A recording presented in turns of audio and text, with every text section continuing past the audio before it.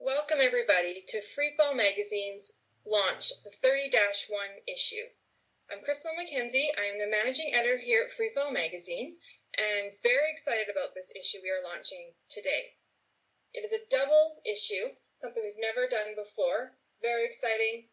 Our regular issue, and then a beautiful tribute to Patrick Lane. Joining me today is Richard Harrison, a very dear friend of mine and of FreeFall Magazine and Canadian literature in general. He is going to help me host this launch and present to you these amazing readers we have today. Thanks for being here, Richard.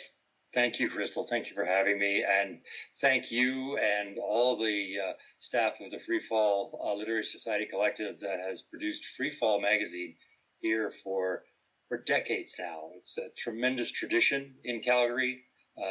Many people that it's been my pleasure to work with as a professor of creative writing at Mount Royal and through various works I've done with as a workshop leader and editor have had their start right here at this magazine. And it's a great thing to be able to be part of this great legacy. And thank you all for coming.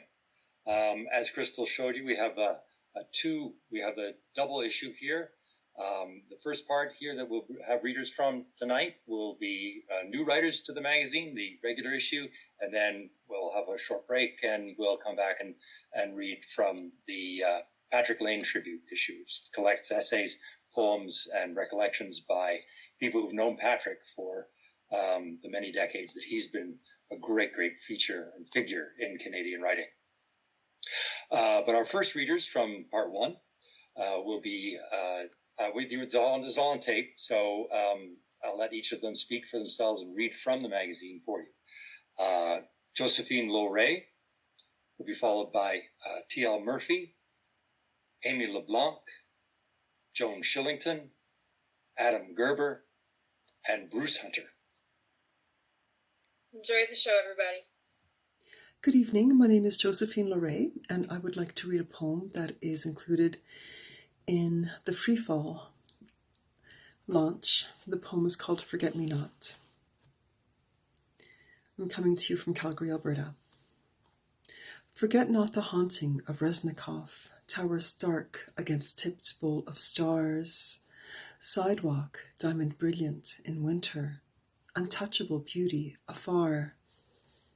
Forget not pre-matinal meander in the ivy-blue misting of France, la campagne, bien avant l'aube, walking the Roman-built road. Forget not the drunkenness of delight, l'insouciance, and how right we were then, how right. My waist in the space of your two open hands. I shall sit on the rocks by the water and comb out my long graying hair. You might call me Rhiannon or Psyche, but you would be mistaken, for I am none of those. I am all. With my silent song shall I summon sailors, soldiers to my door, watch them collide unencumbered on the sharp precipice of my shore. I shall pick up shells, one by one, listen for lost echo of love. I shall open the oyster, drink deep the elixir, savor each pearl on my tongue. Forget me not. I shall ride the camel in cold night across caravan of sand. I shall bathe in moon's blue glow, singe your eyes, burn your hand. I shall pet the memory of each lover, stroke each tender head, watch the flick of tail, push each pad to see emerge and then retract the fatal claw. Forget not the entanglement of sheet and limb, the strike of match, the salt of body in heat. Forget not the clamour of heart unleashed, burst of amber and green in purple black sky, yet unseen. Forget me not. I shall pour oil into the canal of your ear as you twist and you turn in tempestuous sleep. I shall crouch and whisper my unspeakable name into the crevice of night. Thank you very much for listening. Again, my name is Josephine Loray, and the poem is Forget Me Not. A Dream's Dream by T.L. Murphy. I was shocked to wake up and find his hair had turned gray, and he had stopped shaving sometime during the night, which meant his beard overtook the rest of him, also gray, but thinning around what were once defined edges. It was only last night, raised on one elbow against dusk, he said from the sweaty sheets, "Don't worry, everything's going to be all right." His silhouette glowed with green light of jade, nor had dragons yet descended on the sleeping village. And I was shocked to wake up again and find it all real, like I had never been asleep, like I hadn't slept since dragons scorched the sleeping village. And I was surprised to wake up again and find it all real again. His hair had turned gray, and he had stopped shaving.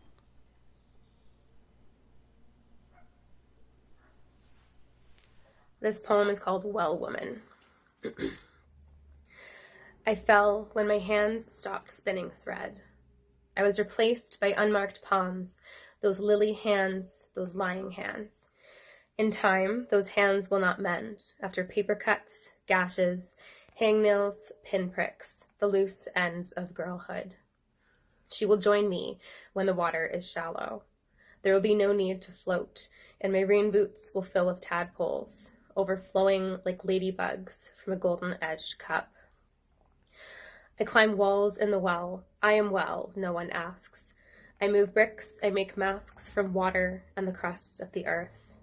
When she falls, she shrieks like a fox that screams to speak. I tell the same stories they tell about me, about us. How one day they will come to save the lily, lying, unmarked girl.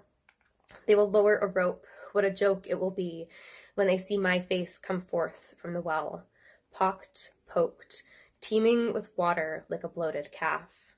I will laugh when they die at the sight of me. In the well, her hands will cease to mend. They will stop spinning thread. She will speak to the vermin, the damp, the tadpoles, which become her closest friends. Hello, my name is Joan Shillington, and I would like to read you the poem Concussion from the latest edition of FreeFall Magazine. Passing out in the shower and cracking your skull open, you become a thread between light rays and dark rays because you do not know the difference. It's when you place your feet 2 feet apart, hands holding onto a chair, and, you unbalanced, threaten to tumble off a precipice at any moment. But Christmas lights blink up close in the distance. You stand horizontal, but only believe in vertical.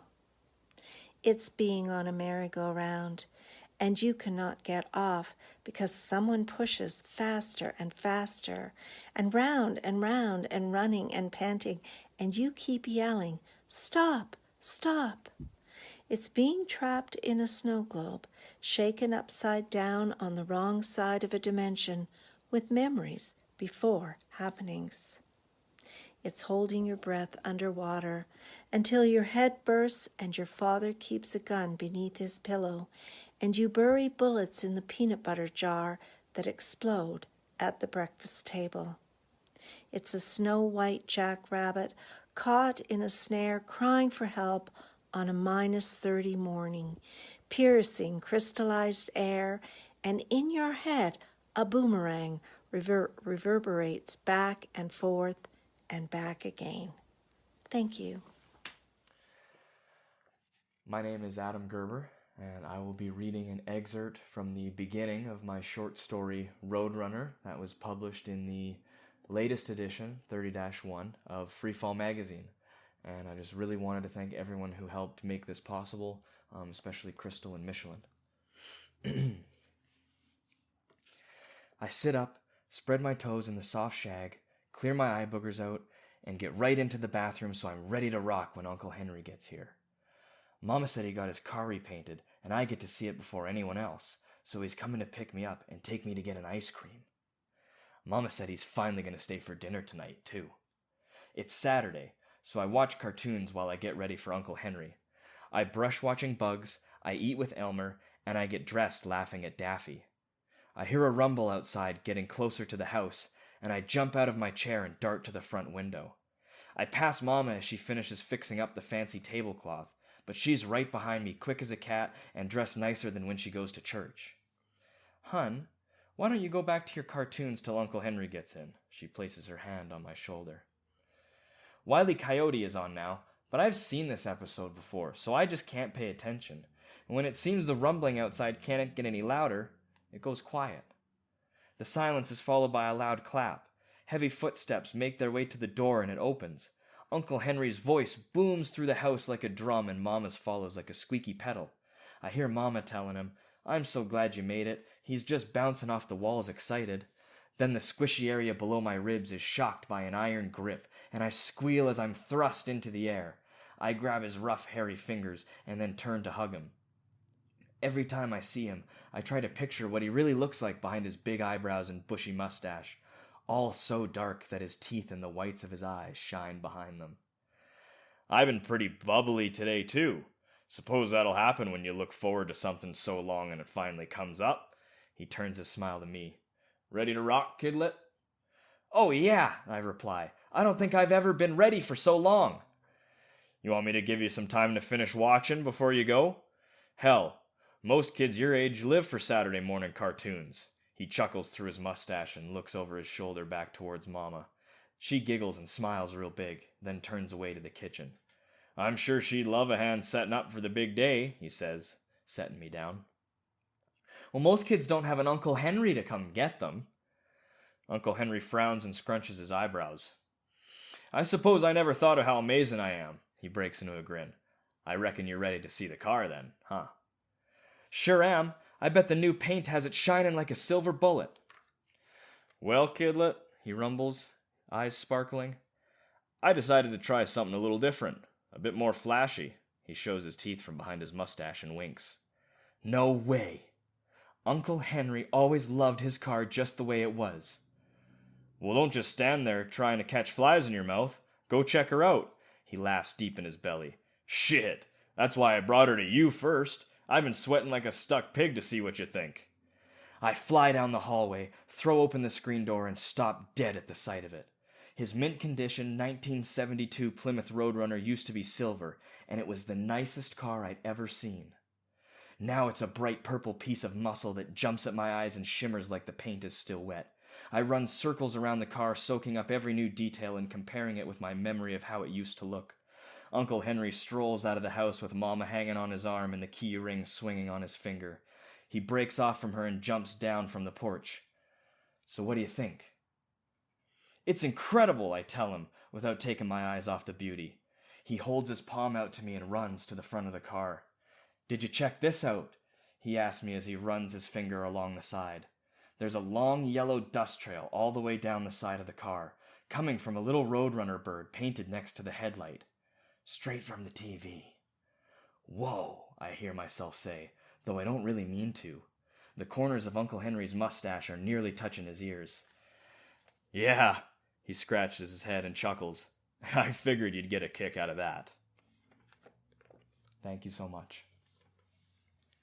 Hi everyone, my name is Bruce Hunter, and I'm going to share with you a short excerpt from my essay, This is the Place I Come to in My Dreams.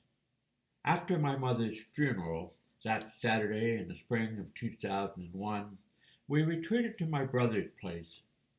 The phone rang, and my sister-in-law said, "It's for you, Bruce, from Rocky Mountain House."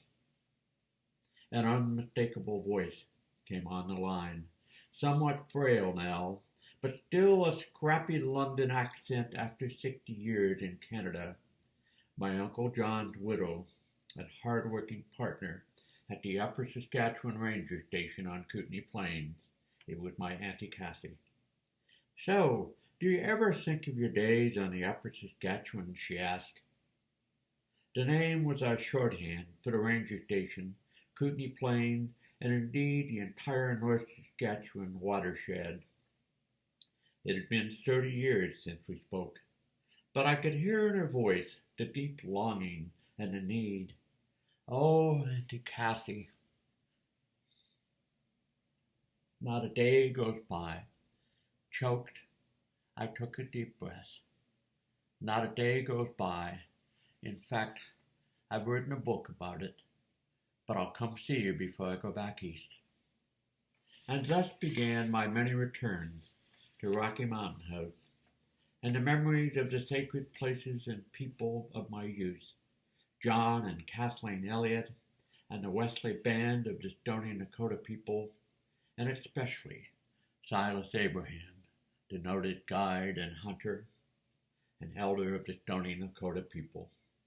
But I knew that the station and the land that once flourished was now covered by the waters of a man-made lake named for Silas, Lake Abraham, a lake that Silas opposed and had flooded much of the valley where he once lived and hunted.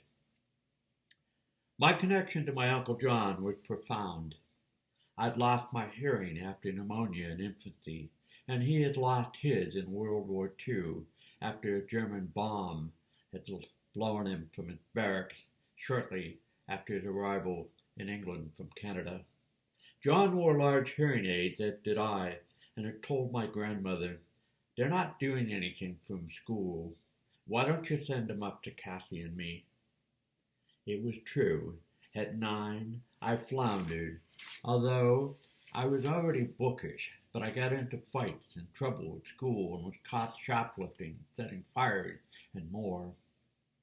So after the stampede that summer in 1961, I took the Greyhound north to Red Deer and west through all the little towns on the way to Rocky Mountain House.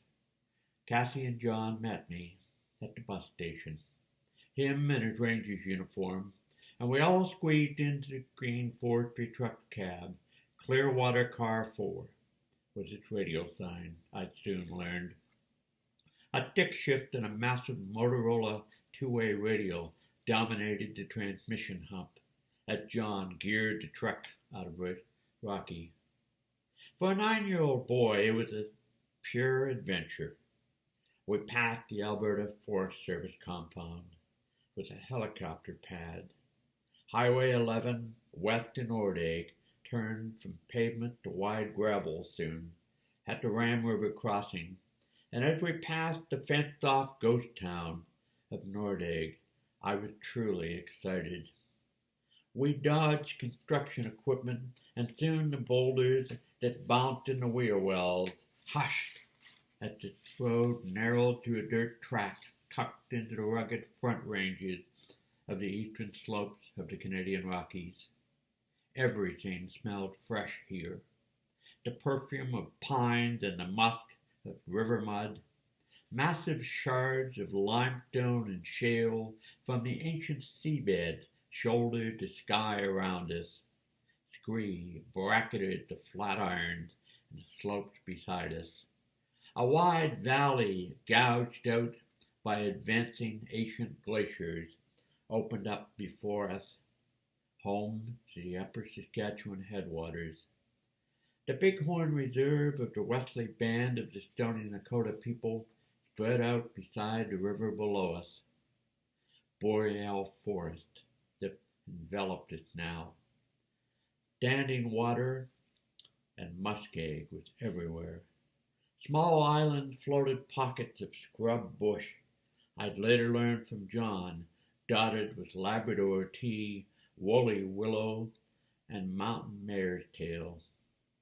White spruce and ghostly watermarks calibrated the river's summer descent. An active beaver dam rose in the distant backwater. John geared down to ford a small creek, and powered up again, swerving to dodge a logging truck from the Edwards Lumber Company heading to the sawmill in Rocky. As we slowed near an empty campsite, a black bear snorted an upturned garbage can. John snapped on the Motorola's mic and warned the Nordig Rangers of its presence. "We're in the bear's house now. Mind your manners," John Tone told me. I want to thank you for the opportunity to share this excerpt. I'm very grateful. This essay summarizes, I think, 30 years of literary work, including a book of poetry, 2 O'Clock Creek, that came out of this experience, and out of that came my novel, In the Bear's House.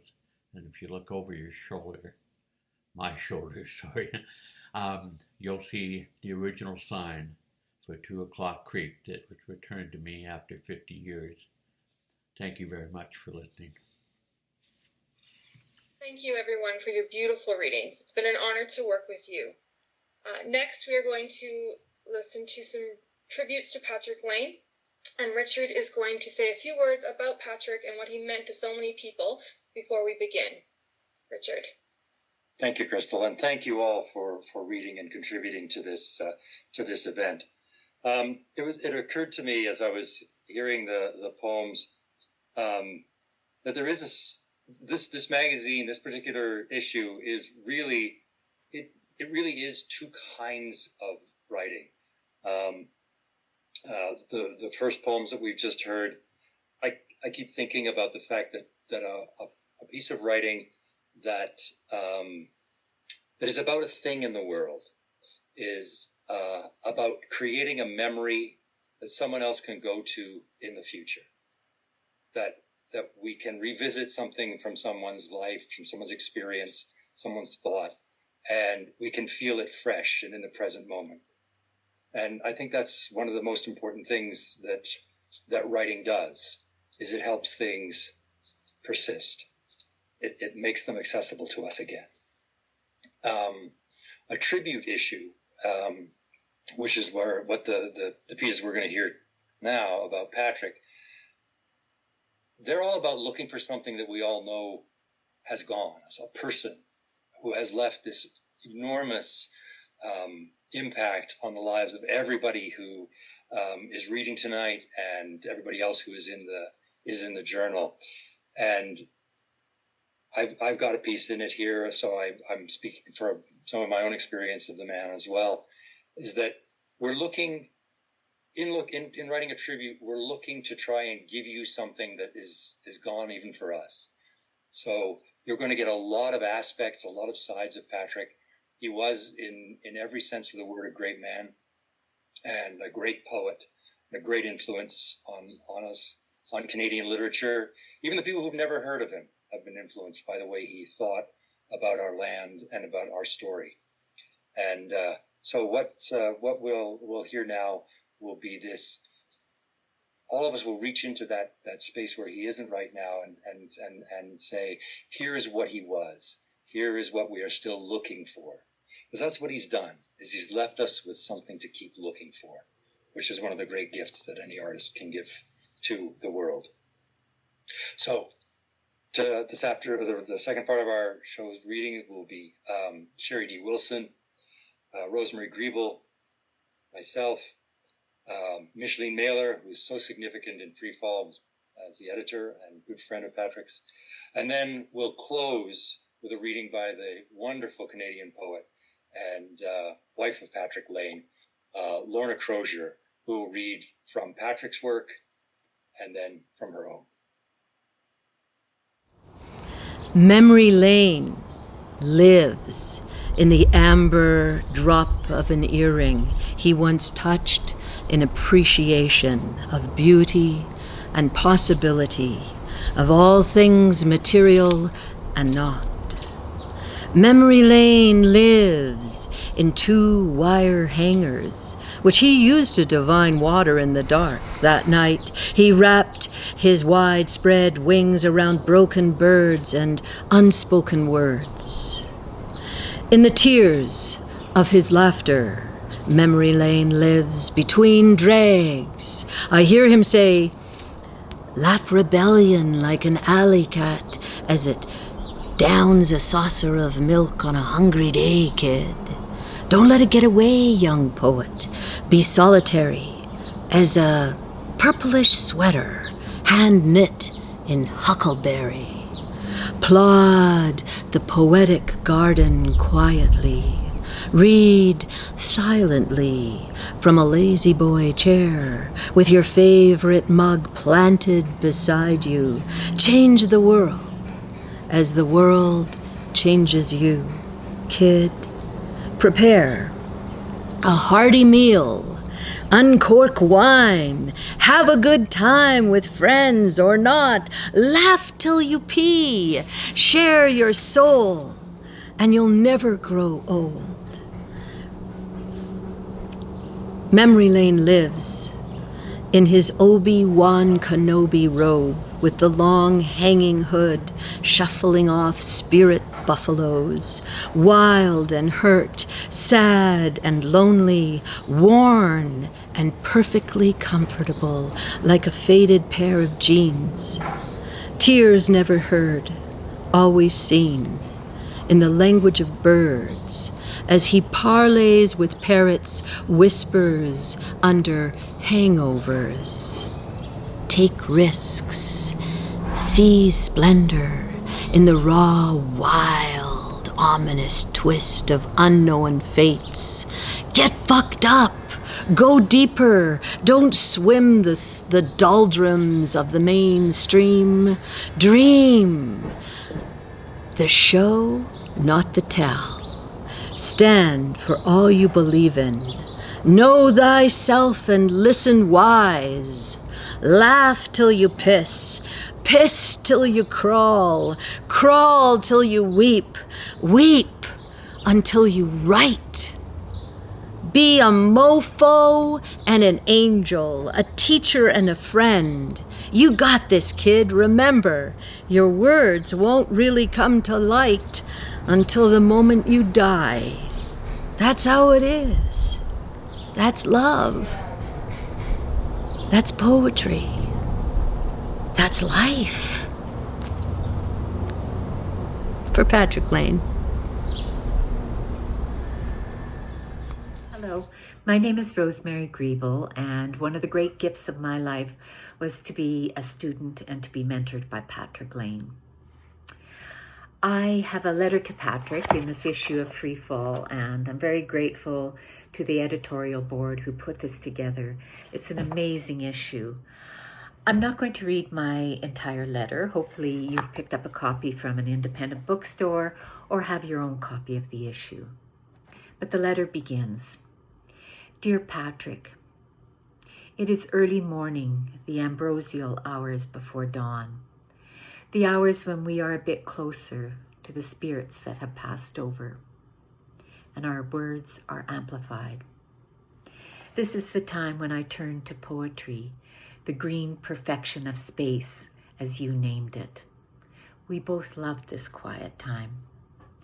You said it was when you did your best writing, and that it was a time when you were always a little afraid. The letter continues on. It talks about how I kept Patrick's meditations, his class notes, and letters from over the years dating back to 2005 when I first studied with him in Vancouver. But I'm going to read some of Patrick's words that I included because they're the most powerful. Patrick said, I had to learn by reading late into the night. I still think one of the greatest of teachers is the text itself in front of a writer who asks of it, how is this done? One of our responsibilities as artists is to pass on what we know. I believe I have, much of my creative life, shared what mystery I knew. And so the letter continues, and I talk about one of the great things that Patrick did was to teach us to be honest in our use of language and to praise the simple. Again, Patrick's words. In the end, the poem must pierce the heart. I think of the word courage with its root in the Latin for heart, not the courage of soldiers, but rather the courage to take risks with your own feelings, the necessary honesty that arrives with simplicity. No bells, no whistles, the tree before it is decorated, the tree afterwards, lying in the snow, its needles fallen. And the letter from there talks about how Patrick and I really shared an incredibly deep love of nature, and how every year, as it's happening now, when the gulls arrive on the river, I think of Patrick.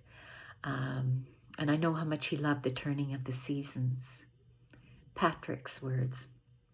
You must find something you believe in. It is that necessary, that deep.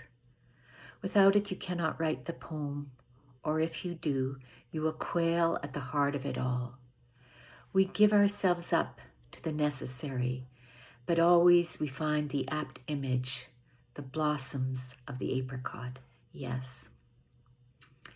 I last saw Patrick 4 months before he died. Here in Calgary, he came for the launch of Deep River Night, which WordFest put on, and which I was very honored to host. That evening, Patrick and I went out for dinner. We talked about his early days growing up. We talked about him dying. And we talked about what a rich life he had, and how he was still thinking about new poems and a novel. My letter to Patrick ends.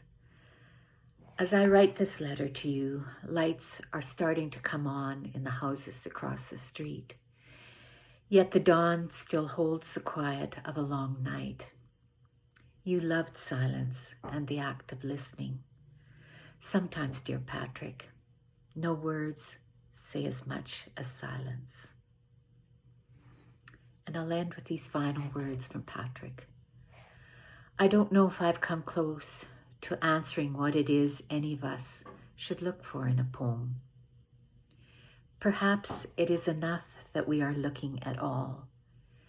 Be gentle with each other. Try to be honest. Remember the cost of what it is to make a poem at all.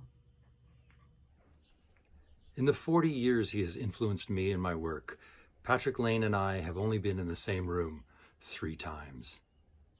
The first was my first year undergrad, when Patrick came to read from his Governor General's award-winning book, Poems New and Selected. I had always loved poetry and my father's recitations of it. It was my best language with my dad, and his best with the world. But my father was not a poet. His few sonnets were derivatives of what he loved in others, but could not find in himself.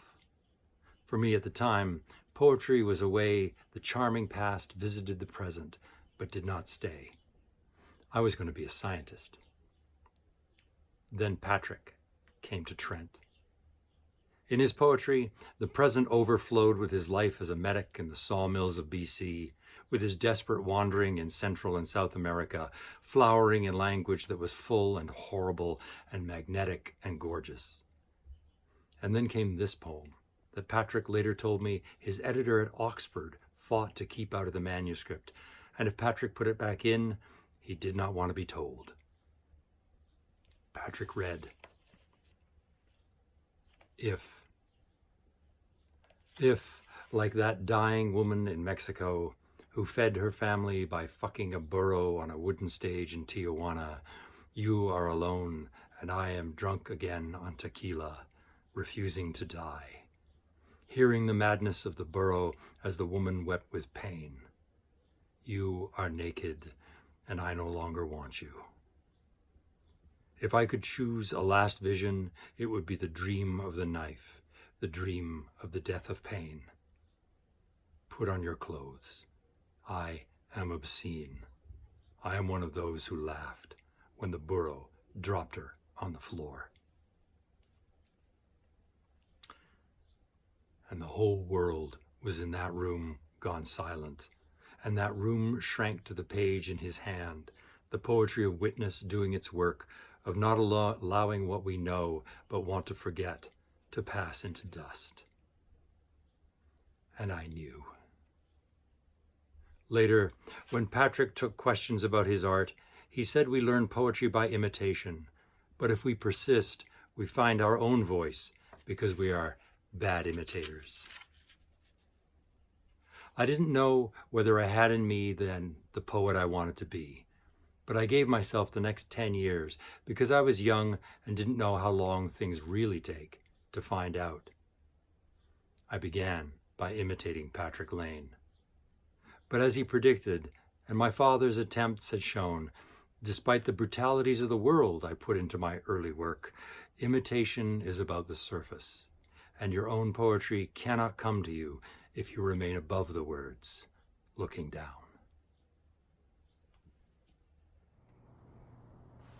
Hello, I'm Micheline Mailer, and I'm reading my tribute to Patrick Lane called Rabbits and Fuckers from the FreeFall issue. I have a vision in my head of Patrick in my memory from 2012, walking from Honeymoon Bay over to the farmer's market. He's behind me and he's laughing. He's just asked us to write a poem about our spirit animal. I think he's daft. My spirit animal is a fucker, and I tell him this. We have a mutual love of the word fuck. From Patrick, it is the highest compliment. You read a poem, he says fuck. You know the poetry gods are having a bacchanal in your honor. You know the tree frogs are mating with your words playing in the background like a Barry White soundtrack. You have the ability to save all the species in the world when that light shines on you. When we met, I said, I've heard a lot about you. They say you're a tough old fucker. And he laughed and laughed. I like you, he said, and so it went. We were both dreadfully early risers and would be sitting in the kitchen well before anyone else at 5:45 in the morning. We talk about kids, families, poetry, the state of Camlet, memories of youth, fucking up. He loved the fact that my father would make me read the encyclopedia every day after school. We talked of love and loss and syntax and form and health and forgiveness of ourselves and others. We talked about kindness, cruelty, architecture, flowers, birds, frogs in the pond. And at some point, someone else would get up and slip into the kitchen with a hope to join whatever conversation we were having. It was then that Patrick would slip back out with his cup of coffee and head back to his room. I cherish those early morning privacies. In my last email, I sent him a short film that I found online of him in 1970 with other literary legends. He responded, Micheline, that was a long time ago. 1970, my oh my. Back when the little toy dog was new. I remember him taking the photos, but I never saw the results of mine or indeed of anyone else's. Toronto in a day like any other, me drifting between coasts and cities, footloose and flawed, and the other poets, Gwen and Peggy, John and Al, Milton and Doug, Mike and the rest, some of them brilliant, some of them just good, all of them at the heart of their poetry explosion of the 60s. Gwen and Peggy had already published novels, and Gwen, how beautiful, how tragic. Some I loved, others I didn't, and so it went. I'm glad you passed this on to me, if only were to see the others in the heart of their lives' works, and as well to see myself as I once was such a long time ago. A nice-looking fellow, surprisingly. Who remembers without such help? How are you? I'm struggling, weak and tired and thinner than I was in 1970. Next week, the doctors are lined up again. I'm scavenging poems written after Washita and think there might be a manuscript there, a thin one. The medications I'm on now are most rare and so expensive, but heavily subsidized by BC government, so only $100 a day. I don't think they're curing anything. They continue to treat symptoms. I am like a poem full of resemblances, at the central meaning alluded to and nothing more. A rainy day on the coast. Much love, Patrick. Patrick was no resemblance. His voice thundered out of the ethers. He listened, bundled like a creature in the wilderness, ears out and eyes shut, curled in his chair.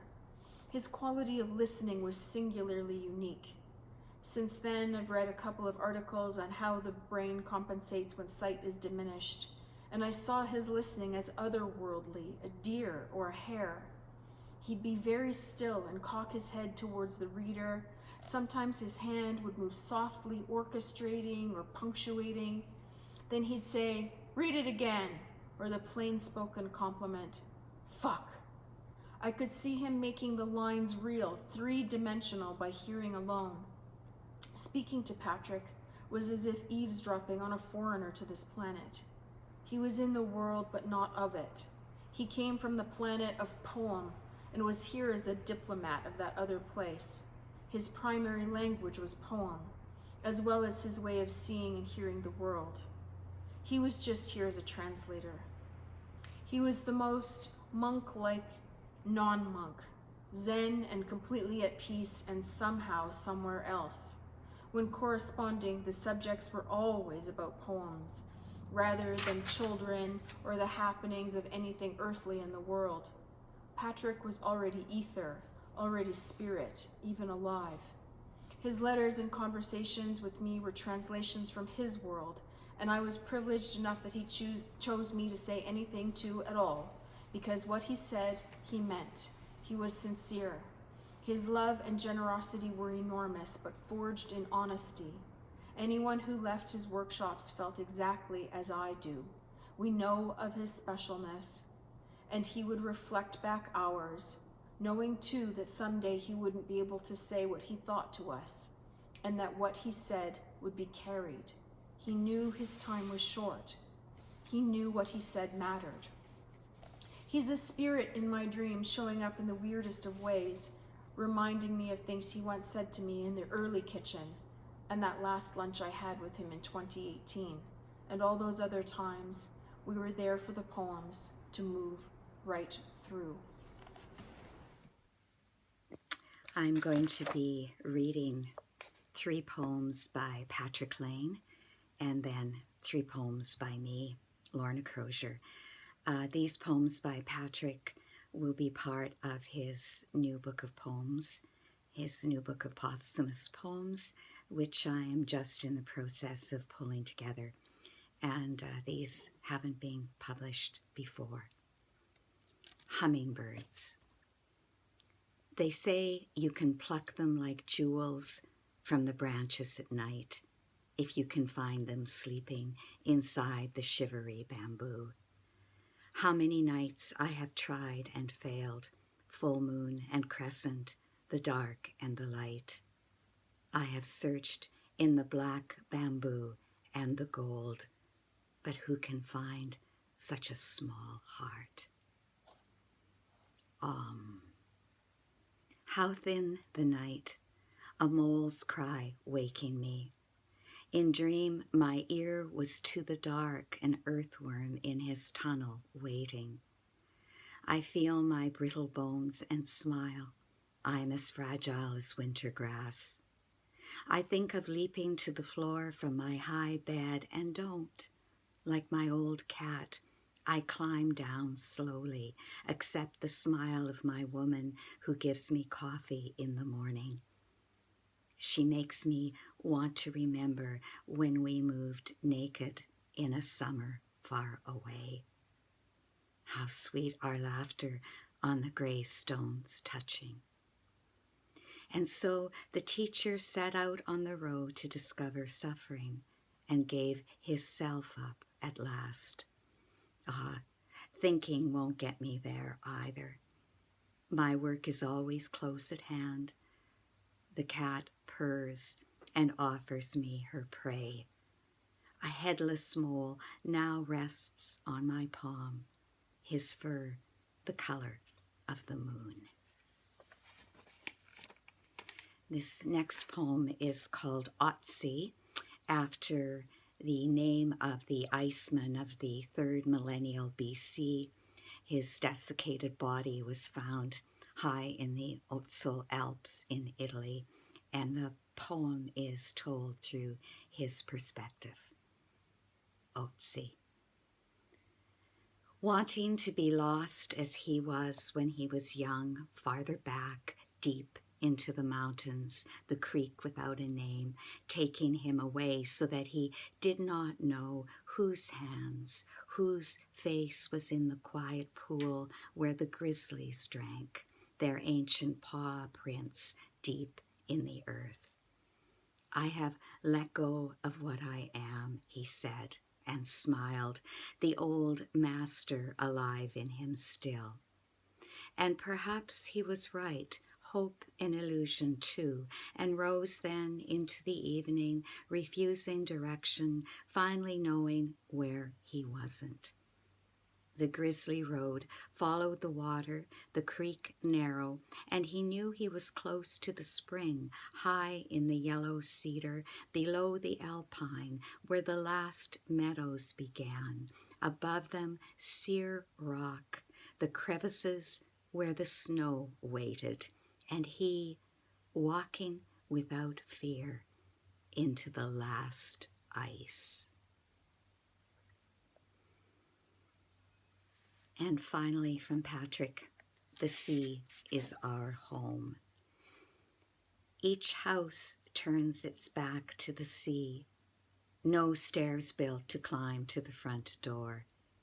Each window is a widow's walk. Each boat, a man come home to rest.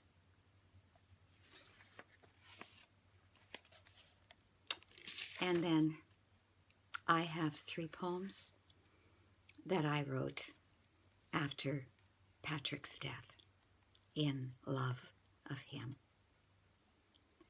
Almost a children's story. One day, you met a fox by the railroad tracks. Both of you stopped in the tall grass and looked at one another. "Don't make a big deal out of this," said the fox. "I'm just a fox." One day, you met a magpie high in the spruce. Both of you stayed still and looked at one another. "Don't make a big deal out of this," said the magpie. "I'm just a magpie. But if you want to help, tell the monk to put away his rifle. I won't eat the robin's babies." One day, you met a snake between the raspberry bushes.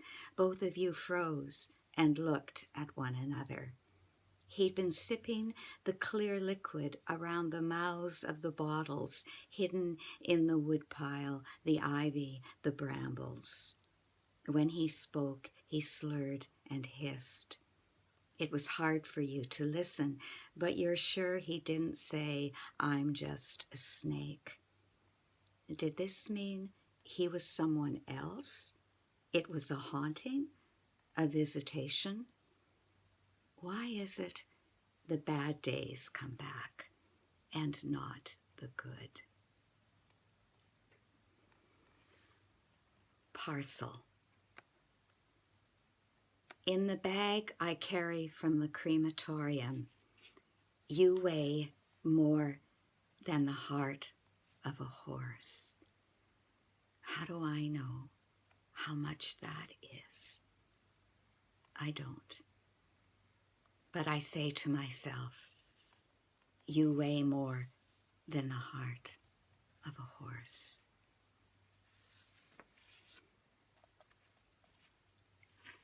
In this poem, I begin it with a question from Elizabeth Austin's poem This Morning. Watercolour. Did you see the magnolia light its pink fires inside the white blossoms? You were gone by then. 2 months before spring unfurled the buds. I don't know what you see where you are now. If you have a view of the garden like the one we climbed the roof to see, bird's eye, bat's eye, eye of passing cloud. The pond to me looks sad. Water lilies that opened in your poems bloom once and then give up. My fault, perhaps. I don't know if I'm to push into their soil a fertilizer tab the size of a Tums that settles in digestion. I seem to remember you did that when you waded in bare-chested in your underwear, deleted expired buds and leaves, your long legs white as magnolia blossoms and cold. We had an eternity together. Today it feels like just a day. Dawn seeping into dusk, the minute the painter slides his wet brush across the homemade paper. No pencil lines to separate and make a difference. Just water running into water and becoming something else. Thank you for another set of beautiful readings.